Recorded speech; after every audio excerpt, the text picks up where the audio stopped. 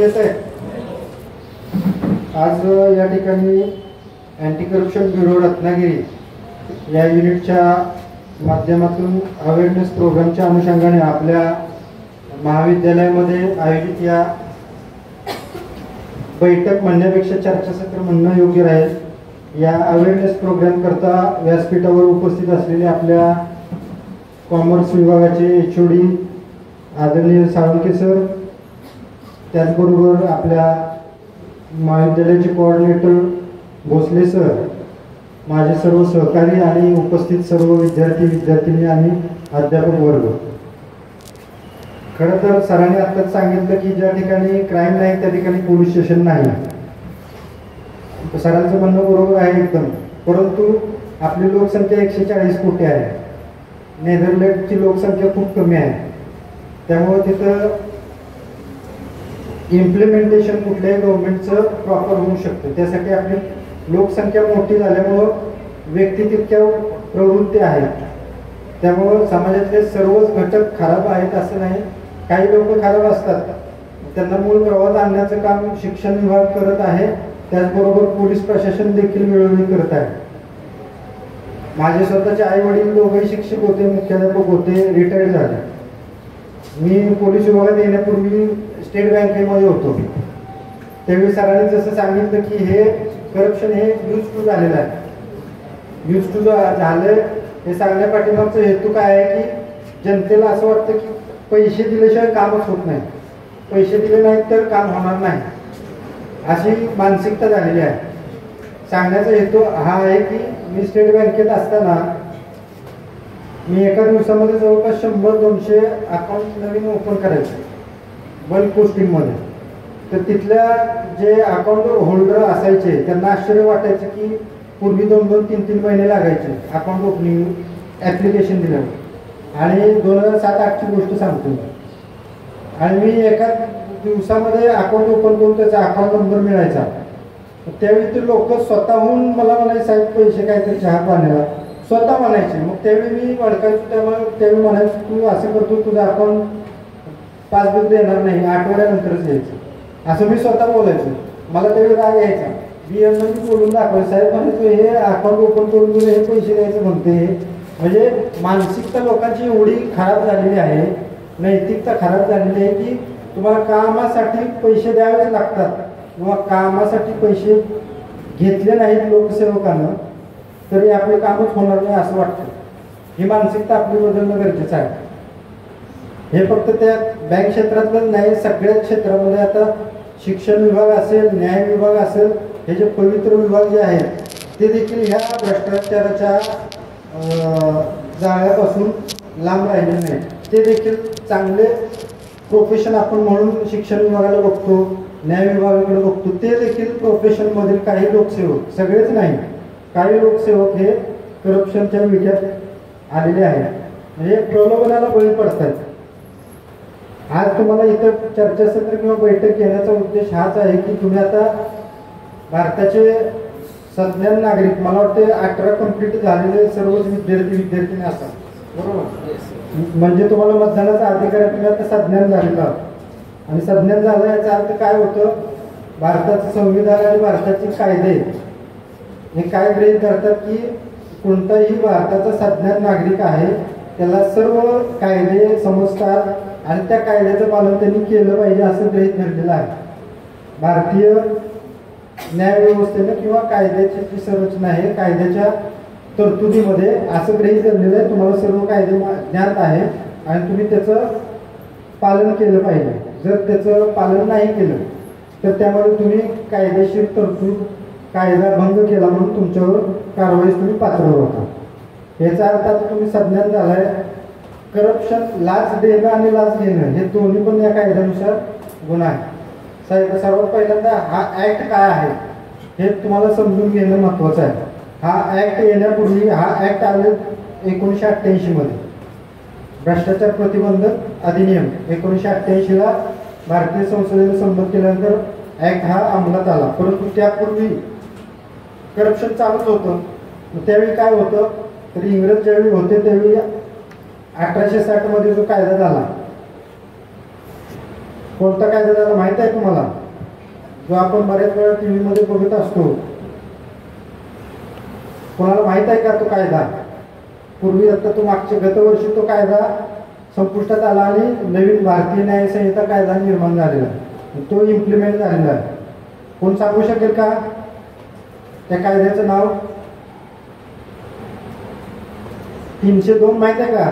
Section 302 के तहत आपने जुर्म किया है, हिंदी पिक्चर मध्ये ऐकलं असेल. ते कुठल्या कायद्यामध्ये? सरांना माहित आहे, विद्यार्थ्यांना पण माहित पाहिजे. आता तुम्ही सज्ञान आहात.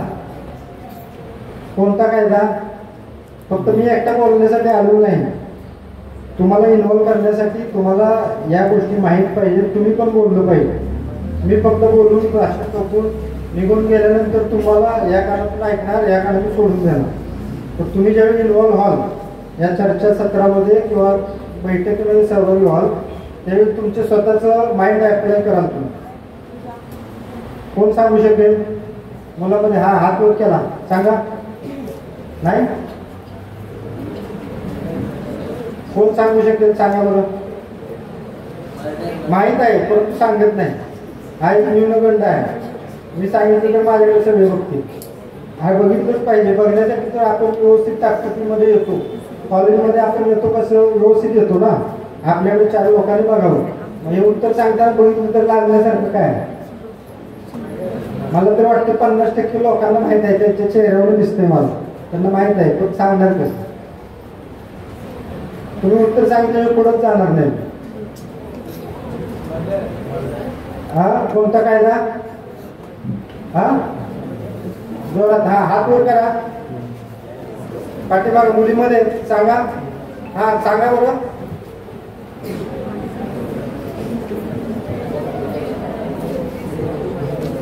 मुलांच्या मध्ये कोण सांगते? अरे एकमेकांना सांगू नका, आम्हाला सांगा. हा सांगा. हा कोणता? नाही, डेथ पेनल्टी त्याची शिक्षा झाली, बरोबर आहे. यांच्यासाठी टाळा होता. 302 ला डेथ पेनल्टी शिक्षा आहे. परंतु कायद्याचं नाव काय? हा इंडियन पिनल कोडचे तयार भारतीय दंड संविधान, हा IPC, बरोबर. तर IPC हा कायदा आहे. तो कायदा इंग्रजांनी बनवलेला 1860 ला. बसा, यांच्यासाठी टाळ्या वाजवा. आणि बरोबर त्या कायद्याचं सांगण्याच्या सेक्शनचं त्यांनी शिक्षा आहे ती सांगितली. आपल्याला शिक्षा काय आहे ते पण माहित आहे, कायदा काय आहे ते पण माहित आहे, फक्त सांगत नाही. हे सांगत नाही यामुळे आपण बघत असतो समाजामध्ये वावरताना लाचखोरी पण बघत असतो, करप्शन बघत असतो, परंतु आपण सांगत नाही, तोंडच उघडत नाही. आपण स्वतः पण इन्व्हॉल्व होतो बऱ्याच वेळा, परंतु आपण सांगण्याची हिंमत करत नाही. म्हणजे त्या प्रवाहासोबत वाहत जातो, परंतु तो प्रवाहामुळे आपण मोठ्या खाईत जाणार आहे, आर्थिक अडचणीत जाणार आहोत, हे आपल्याला नॉलेज येत नाही. 1860 ला जो कायदा झाला त्यामध्ये भ्रष्टाचाराच्या संदर्भातले 10 सेक्शन होते. फक्त 161 ते 171 पर्यंत 10 सेक्शनच होते. त्यातले शिक्षेची कलम होती 161 ते 165 पर्यंत 7 कलम शिक्षेची होती. परंतु आपले लोकसेवक एवढे हुशार आहेत की कायद्याला पळवाटा शोधण्यात माहीर सगळी जनता. त्यामुळे त्या सेक्शन पासून वाचण्याची कृत्या शोधल्या. त्या शोधल्यामुळे आपल्याला 47 मध्ये जो भारतीय सरकारने कायदा केला भ्रष्टाचारासंदर्भात, तो कायदा देखील कमी पडू लागला. त्यानंतर संतानन कमिटीज बसवली, त्या कमिटीने शिफारशी दिल्या, त्या शिफारशीनुसार संशोधन झालं. त्या ऍक्टमध्ये 1964 ला त्याच्यामध्ये सुधारणा केली. सुधारणा करून देखील त्या ऍक्ट थोडासा इम्प्लिमेंटेशन संदर्भात कमी पडू लागला. तो कमी पडू लागल्यामुळं 88 मध्ये इंडियन गव्हर्नमेंटने सेपरेट ऍक्ट जो परिपूर्ण असेल असा 31 कलमाचा ऍक्ट तयार केला. तो म्हणजे आपला भ्रष्टाचार प्रतिबंधक अधिनियम 1988. 9 सप्टेंबर 88 ला तो अंमलात आला. तो अंमलात आल्यानंतर अँटी करप्शन ब्युरो जे आहे ते अगोदरपासूनच अस्तित्वात होते, परंतु त्या ब्युरोला जे काम जे आहे त्या ब्युरोकडून करायचं. अँटी करप्शन ब्युरो म्हणजे पोलीस विभाग जो आहे त्या पोलीस विभागातीलच अधिकारी आणि अंमलदार, जे अंमलदार आणि अधिकारी आहेत हे सिलेक्ट केले जातात. त्यांची एक्झाम घेतली जाते, आणि त्यांचं महत्त्वाचं म्हणजे तुमचं इंटिग्रिटी चेक केली जाते, तुमचं करिअरमध्ये सगळे रेकॉर्ड चेक केलं जातं आणि त्यांना सिलेक्ट केलं जातं. जर चांगले लोक आहेत त्यांना अँटी करप्शन ब्युरोमध्ये घेतलं जातं आणि त्यांच्याकडून या ॲक्टची अंमलबजावणी प्रॉपर व्हावी यासाठी हे सिलेक्शन केलं जातं. या ब्युरोमध्ये आल्यानंतर या ब्युरोचं काम काय आहे, तर जे लोकसेवक आहेत, लोकसेवक जी संज्ञा दिलेली आहे या ॲक्टमध्ये, IPC मध्ये सेक्शन 21 प्रमाणे लोकसेवकाची व्याख्या दिलेली होती की या ॲक्टमध्ये सेक्शन 2 मध्ये विस्तृत दिलेले जवळपास 12 उपखंडामध्ये दिलेले आहे. या व्याख्येमध्ये तुमच्या शिपायापासून संसदेच्या सदस्यापर्यंत सगळेच लोकसेवकामध्ये येतात. एवढी मोठी व्याप्ती या लोकसेवक या संज्ञेमध्ये आहे. लोकसेवक नाही असा व्यक्ती खूपच जो शासनाकडून नेमलेल्या कामामध्ये वेतन घेतोय, मानधन घेतोय, असे सगळेच लोक या लोकसेवक संज्ञेमध्ये येतात.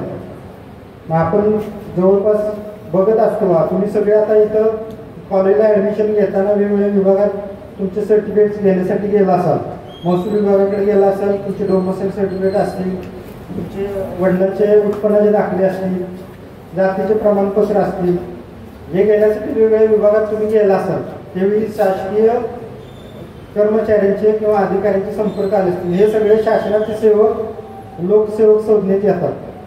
लोकसेवक व्याख्या खूप मोठी आहे. शासनाचे सेवक पण त्याच्यामध्ये येतात आणि शासनाचा जो सेवक नाही तो देखील लोकसेवकमध्ये येतो. या सर्व लोकसेवकांनी त्यांचे दिलेली कर्तव्य आहेत, ती कर्तव्य पूर्ण करताना शासनाने नेमून दिलेल्या ज्या फी आहेत, जी फी आहेत त्या फी व्यतिरिक्त स्वतःच्या फायद्यासाठी जी काही रक्कम घेतो किंवा वस्तू स्वरूपात घेतो ती म्हणजे लाच. आणि ती लाच आपण देत असतो. आपल्याला नॉलेज नसतं काही वेळेला नॉलेज असून देखील देतो. कारण मागाशी सरांशी बोलताना चर्चा करताना सरांनी देखील सांगितलं की आपल्याला पेशन्स नाही, भारतीय जनतेमध्ये पेशन्स नाही. कारण कुठल्याही गोष्टीला कुठल्याही शासकीय ठिकाणी काम दिल्यानंतर ते कामाची पूर्तता किंवा काम मंजूर होण्यासाठी ठराविक टाइम स्पॅन दिलेला आहे. पूर्वी त्याच्यासाठी टाइमवर एवढं परफेक्ट नव्हतं, परंतु 2005 मध्ये ज्यावेळी सेवा हमी कायदा 2015 मध्ये इम्प्लिमेंट झाला, 2015 सेवा हमी कायद्यानुसार प्रत्येक गोष्टीला तुम्हाला टाइम लिमिट दिलेला आहे की या एवढ्या कालावधीमध्ये जी गोष्ट झाली पाहिजे. उदाहरणार्थ पासपोर्ट आहे, व्हेरिफिकेशन पोलीस स्टेशन झालं की 21 डेजमध्ये ते व्हेरिफिकेशन होणं मस्त आहे आणि 30 दिवसात ते पासपोर्ट विभागाला जाणं मस्त आहे. ते नाही गेलं तर सेवा हमी कायद्यानुसार त्याच्यावर कारवाई होऊ शकते. या तरतुदी आहेत. परंतु आपल्याला या गोष्टी माहीत असताना आपण विचार काय करतो, आपलं पासपोर्ट व्हेरिफिकेशन आलं लगेच जाऊन भेटतो त्या अंमलदाराला म्हणतो काय तर या छापालेलं माझं लगेच करून द्या 2 दिवसात. परंतु या गोष्टीला त्याच्याकडे अगोदरची पेंडन्सी असते, त्या पेंडन्सीनुसार तो काम करत जाणार आहे, तुमचं मूळ विहित मुदतीमध्ये ते काम करणार आहे. तेवढे पेशन्स आपल्याकडे नाहीत, त्यामुळे करप्शनला चालना जास्त मिळेल. ते जर पेशन्स ठेवले तुम्ही त्या मुदतीपर्यंत थांबला, तुम्ही जर मुदतीत काम केलं नाही, तुम्ही एक अर्ज द्या सेवा हमी कायद्यानुसार माझं काम करू दिलं नाही, एक अर्ज द्या त्याच्या वरिष्ठाकडे, 2 मिनिटात तुमचं काम होणार. त्यासाठी पैसे मोजायची गरज नाही. हे पैसे मोजले तर तुम्हाला लॉस काय होतो सांगतो. काल पण मी काही विद्यार्थ्यांना लांजामध्ये सांगितलं, ह्याच्यामध्ये करप्शन ॲक्टनुसार तुम्हाला आता मी सांगितलं जसं की कायदा हा सर्वांना माहीत आहे आणि त्याचं पालन करणं हे सगळ्यांचं कर्तव्य आहे. ते पालन नाही केलं तर तुमच्यावर कायद्याचा भंग केला म्हणून कारवाई होऊ शकते. म्हणजे तुम्ही लाच दिली किंवा लाच देण्यासाठी जर एखाद्याला प्रोत्साहन दिलं लोकसेवकाला आणि लोकसेवकाने आमच्याकडे तक्रार दिली की हा व्यक्ती मला या कामासाठी लाच देण्यासाठी प्रोत्साहन देतोय, तर तुमच्यावर गुन्हा दाखल होऊ शकतो. म्हणजे तुम्ही गुन्हेगारी कृत्य करताय. उदाहरणार्थ इथून तुम्ही गाडीनं निघालाय, लायसन नाही, अडवलं पोलिसांनी आणि पोलिसांना तुमच्याकडे लायसन नाही म्हणल्यावर तुम्हाला दंड भरणं गरजेचं आहे नियमानुसार. दंडाच्या पावती व्यतिरिक्त पैसे मागितले तर ती लाच त्यांनी मागितलेली आहे. परंतु दंडाची रक्कम त्यांनी मागितलेली आहे, दंड न भरता इतर रक्कम घ्या, चलन फाडू नका असं म्हटलं तर तुम्ही लाच देण्यासाठी प्रोत्साहन देताय. ते तुमचं प्रोत्साहन देणं म्हणजे गुन्हा आहे आणि त्यांनी दंडाच्या रकमेव्यतिरिक्त चलन न फाडता पैसे मागणं म्हणजे त्यांनी पण गुन्हा केलेला. लोकसेवक पण डिमांड करू शकतो किंवा लोकसेवकावर कारवाई होऊ शकते किंवा जनतेवर कारवाई होऊ शकते. त्यामुळे आपल्याला हे लक्षात ठेवायचं की आपण कुठल्याही कामासाठी, शासकीय कामासाठी पैसे द्यायचीच आवश्यकता नाही पडत. ठराविक जी शासनानं रक्कम विहित केलेली आहे ती रक्कम तुम्ही दिली तर तुमचं काम झालंच पाहिजे. ते करप्शनमुळे काय होतं, एक म्हणजे तुम्ही गुन्हा करता, तुमचा गुन्हा दाखल होऊ शकतो.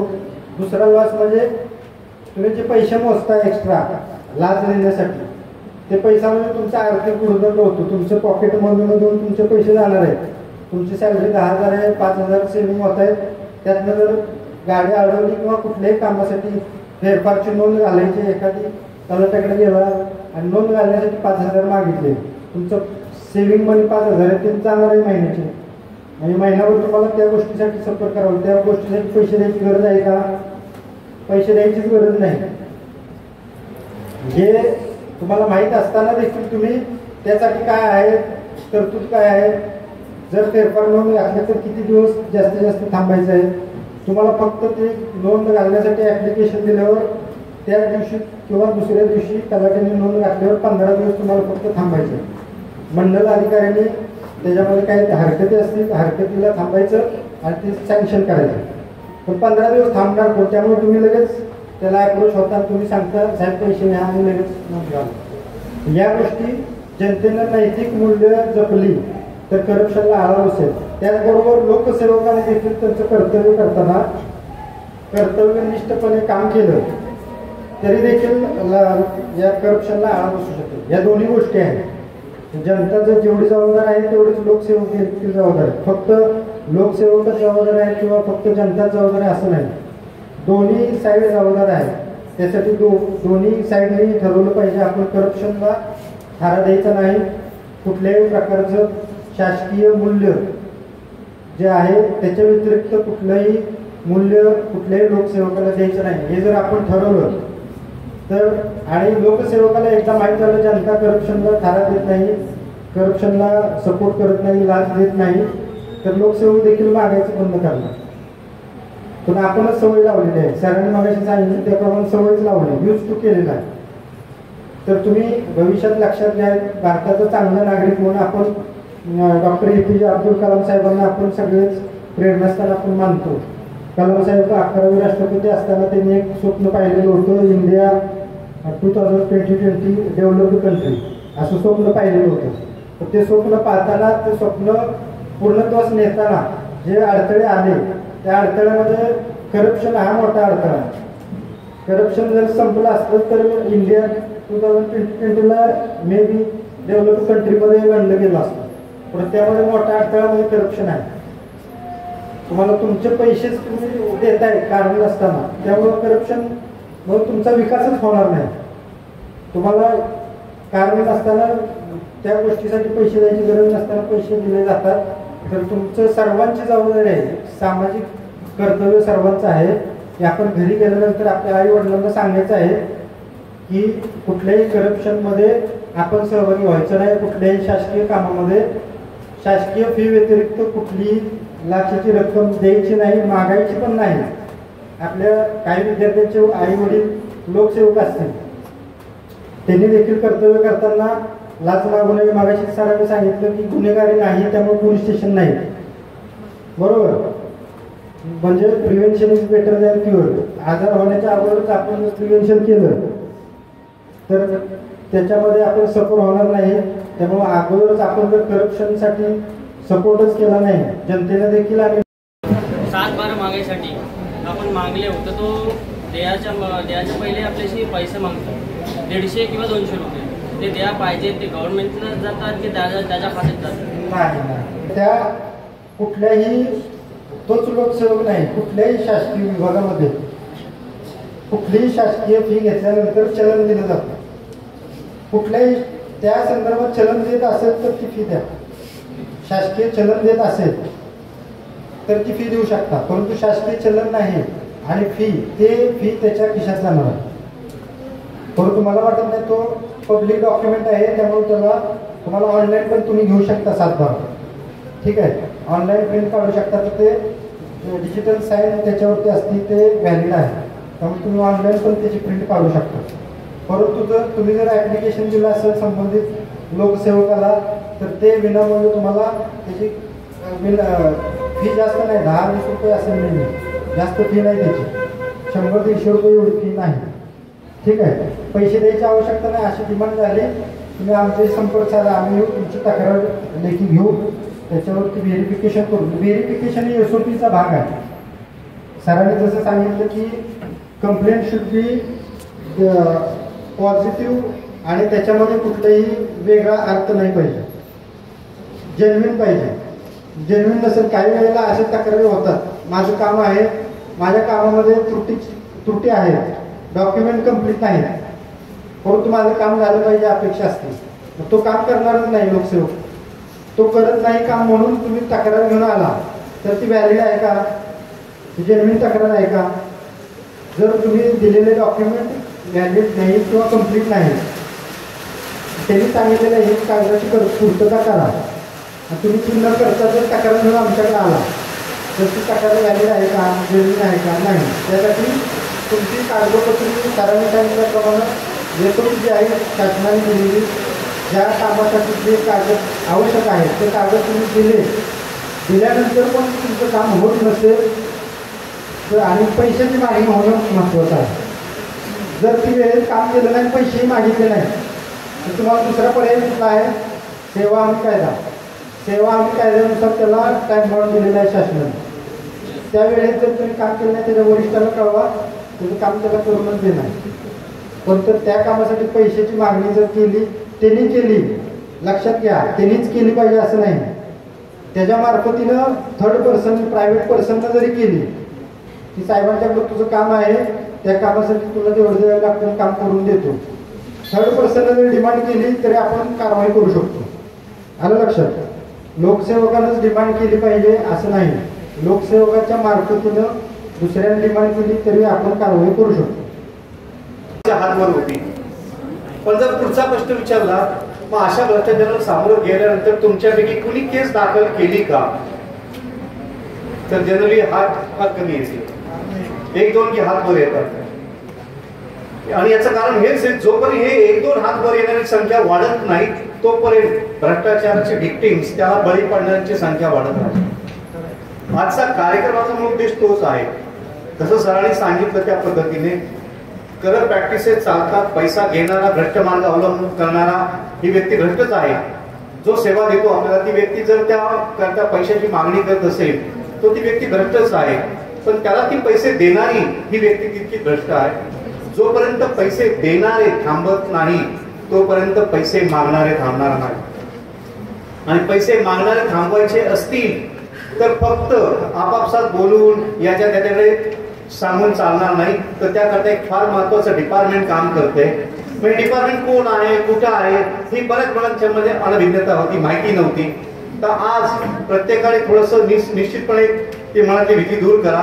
खेडमध्ये राहून तुमच्या मनातली भीती तुम्ही घालवा की उद्या तुमच्या आयुष्यामध्ये कधी असा लाचलुचपत किंवा भ्रष्टाचाराचा संबंध आला तर सरळ तुमच्या मित्रांना, तुमच्या घरच्यांना सांगा त्या विभागाचे प्रमुख अधिकारी माझ्या ओळखीचे आहेत, म्हणजे तुमच्या ओळखीचे असं सांगा.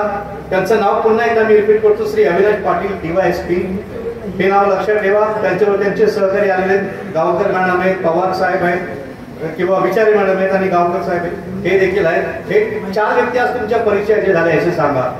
न भीता तुम्हाला नंबर शेअर केला जाईल. इथे ऑलरेडी नंबर डिस्प्ले केलेला आहे. तुम्ही यंग जनरेशन आज सोशल मीडिया वापरला, सोशल मीडियावर जरी सर्च केलं तुम्हाला तरी हा नंबर मिळतो. त्या नंबरवर फोन करा आणि सर एवढं नुसतं सांगा की मी ICS महाविद्यालयाचा विद्यार्थी आहे, मला करप्शन संदर्भात आपल्याशी बोलायचं आहे, तर तुम्हाला इमिडिएट रिस्पॉन्स मिळेल. कारण की सर स्वतः इथे आलेले आहेत, त्यामुळे तुम्हालाही माहिती आहे. ICS महाविद्यालय त्यांना देखील बऱ्यापैकी आता माहिती झालेलं आहे. त्यामुळे ही मनातली भीती निश्चित दूर करा की मला जर करप्शन मला फेस करावा लागला तर ती तक्रार निवारण होणार नाही, कारण की ती यंत्रणा फार क्लिष्ट आहे, त्या अधिकाऱ्यांपर्यंत पोहोचणं शक्य नाही.